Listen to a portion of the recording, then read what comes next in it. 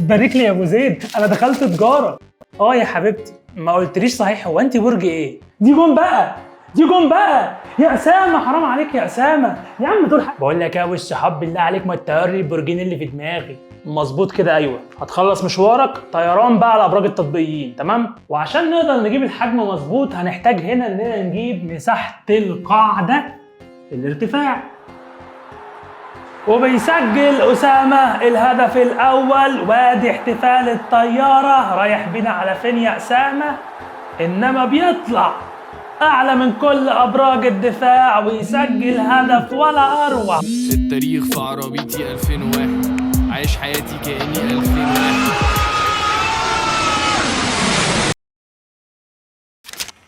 صباح يوم هادي جدا، الناس كلها رايحه اشغالها بشكل طبيعي، الاطفال رايحه مدارسها، وكل حاجه ماشيه بشكل طبيعي. وفجاه يحصل حدث يهدم استقرار كل الهدوء ده، صوت انفجار كبير قوي جاي من السماء. فتبدا الناس كلها تبص لفوق مستغربه الصوت ده جاي منين، وفي ثواني بسيطه بيدركوا ان في طياره دخلت في برج التجاره الشمالي اللي موجود في قلب نيويورك، واللي يعتبر رمز من اهم رموز الاقتصاد الامريكي في الوقت ده. والناس بتحاول كده تجري يمين وشمال مش فاهمه ايه اللي بيحصل. وبعد 17 دقيقه بالظبط بتدخل طيارة تانية في برج التجارة الجنوبي قدام أنظار العالم كله. العالم اللي كان بيتابع لحظة بلحظة وبث مباشر كل دقيقة بتعدي في الوقت ده، عشان بعدها يتأكد الجميع إن دي مش مجرد حادثة عادية أو صدفة، وإن ده هجوم منظم هيغير من شكل التاريخ كله ونظرة العالم تحديدا للشرق الأوسط ودول الشرق بشكل عام. بيعدي وقت بسيط وتبدأ الناس كانت تستجمع قواها، وحدات الإسعاف ووحدات الإطفاء بتبدأ تيجي حوالين المكان وتحاول إن هي تنقذ ما يمكن إنقاذه. لك أن تتخيل إن في الوقت ده كان في ناس بتختار إنها تنط من طوابق عالية جدا عن إن هي تموت محروقة، أملا في إن الموضوع ينتهي بشوية كسور كده ولا حاجة.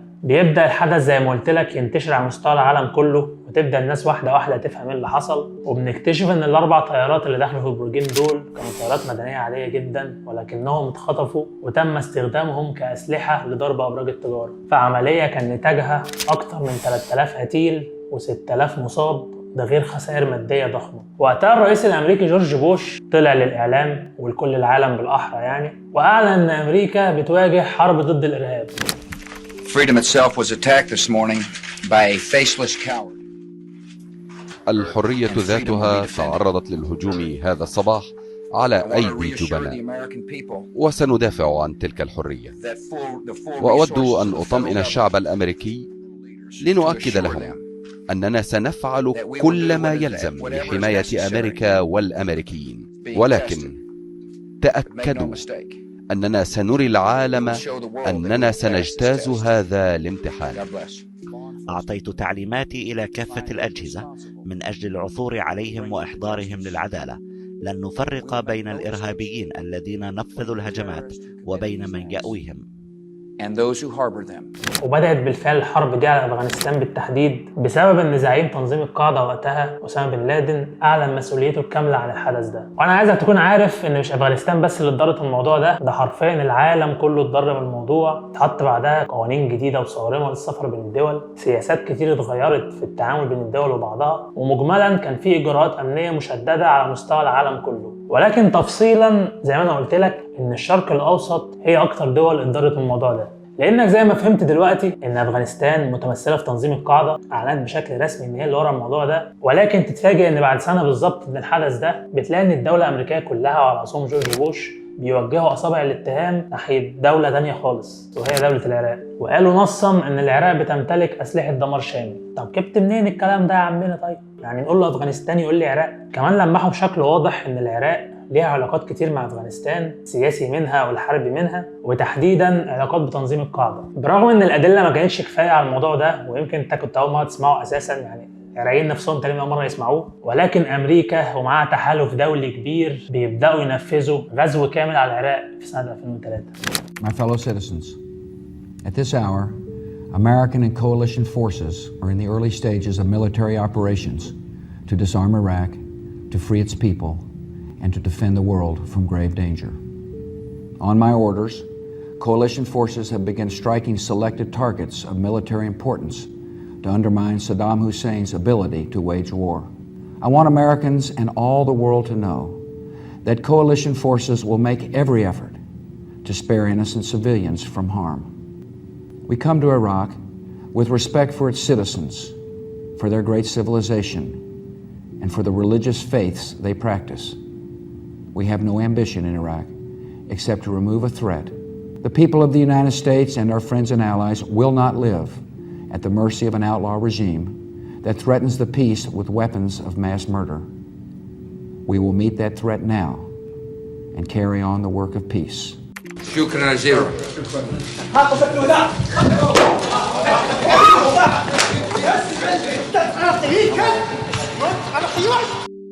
غزو كامل على العراق في سنة 2003 قدروا منه ان هم يسقطوا الدولة بالكامل، يسقطوا الجيش العراقي اللي كان مصنف وقتها، واهم من كل ده ان هم يسقطوا نظام مهيب الركن صدام حسين نفسه، ويقدموا له محاكمة عادلة على كلامهم بتهمة امتلاك أسلحة دمار شامل في دولة العراق. ظل واقف. نعم. واقف ان نتلو قرار الحكم، استمع الى قرار المحكمة واقفا. اسمع القرارات. اي واقفا، كن واقفا. لا قاعد. اوقف. وقفوا. جالس. قررت المحكمة الحكم على المدان صدام حسين المجيد بالإعدام شنقا حتى الموت لارتكاب قتل عمد كجريمة ضد الإنسانية وفق المادة مادة 16 أولا ثانيا ثالثا رابعا من قانون المحكمة الجنائية العراقية رقم 10 لسنة 2005 رقم 111 لسنة 1969 المعدل. ولكن يتضح ان بعد كل ده سواء الغزو او المحاكمه ان ما كانش فيه ريحه اسلحه دمار شامل في العراق ولا وجود علاقات حربيه ما بينهم وبين تنظيم القاعده. الشيء ده اللي كان فتح جدال ونقاش كبير قوي بين الناس ان هل الحرب والغزو من طرف امريكا وموافقه كل الحشد الدولي ده كان فعلا الحصول على اسلحه دمار شامل والقضاء على الارهاب، ولا كان في نيه تانية احنا عارفينها كويس واتعرفت لكل العالم بعدين. امريكا بتدافع عن مصالحها. ليه مصلحتك تكون دايما على حساب الغير؟ ليه شايف ان روحك هي الشيء الوحيد المقدس في الدنيا لازم تقوم وتقعد علشانه، اما ارواح الاخرين مش مهمه، ما تستحقش حتى دمعه. المهم ارجع معاك لاصل الموضوع وهو تنظيم القاعده واسامه بن لادن. بنلاقي ان المطارده ومحاوله الحصول على اسامه بن لادن سواء حي او ميت استمرت لوقت كبير قوي من سنه 2001 ولمده 10 سنين بالتمام والكمال، لما في مايو 2011 القوات الخاصه الامريكيه تنفذ عمليه سريه في مدينه ابوت اباد بباكستان. لقد وقعنا في الفخ يا باشا. طب خد بقى هملة اهو معاك، قول له انت. عملية تنتهي على أثرها مقتل أسامة بن لادن، واللي كان حرفيا تحسه تقديم ورق اعتماد كده من الرئيس الجديد باراك أوباما، اللي كل العالم عرفه كويس سواء بعد الحدث ده أو قبل كده في الجولات اللي كان بيقول فيها حوالين العالم وفي دول الشرق الأوسط بالتحديد. قامت قواتنا بهجوم ضد مخبأ بن لادن في باكستان. فريق صغير من القوات الأمريكية قام بالعملية بنجاح، لم يصب أي أمريكي، كما تفادى الفريق وقوع ضحايا في صفوف المدنيين. الراجل ده يا جماعة يعني صلى في المسجد والمعبد اليهودي وكان بيرسم الصليب. السلام عليكم. حاجة في قمة العبث يا جماعة، أقسم بالله في نفس مستوى عشوائية يوسف أوباما بالظبط. ولكن لحد هنا القصة أكيد ما انتهتش. تنظيم القاعدة بالفعل من بعد مقتل زعيمهم أسامة بن لادن بدأت الأحوال تتدهور شوية، منها ان التنظيم نفسه اتقسم لعده تنظيمات مختلفه سواء في اليمن او في افريقيا او في سوريا او لبنان، لكنه اختفى تماما. الاجابه لا، بل بالعكس ظهرت كمان تنظيمات جديده خالص مختلفه زي داعش وغيرها، وخلقت موجه جديده من نفس الصراعات القديمه. لكن الموجه دي ايه هدفها او ايه سياستها وما تقدرش تحدد. هل فعلا الجماعات دي بتمثلنا او بترجع لنا حقنا، ولا بتخلق لنا مشاكل اكبر في حين ان الخسائر من الناحيه الثانيه بتكون غير مذكوره؟ خصوصا انك عارف ان امريكا بالذات بتحب في اي مشهد تقدم الصوره اللي هي هتستفاد منها، زي ولاد عمنا كده بالظبط. يعني ممكن يهول لك الحدث وتبين لك هزيمه مذله واجهتها امريكا لغرض كسب شيء معين، ومن ناحيه ثانيه تقول لك ان احنا سيطرنا على الاوضاع 100% والخسائر لا تذكر عشان يثبتوا الهويه القويه دايما بيقدموها سواء في اعلامهم او في افلامهم، وينكروا النقطه بتاعت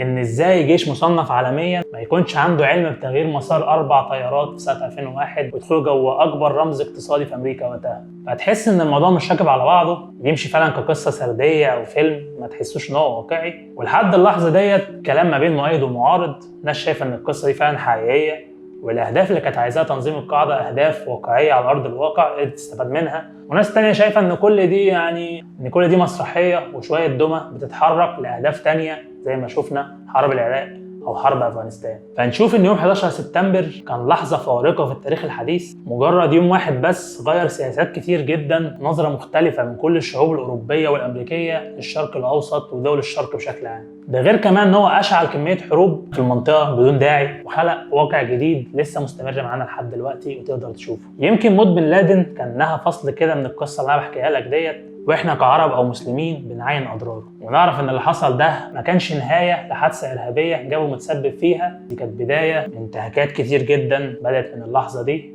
ولحد دلوقتي لسه ما انتهتش.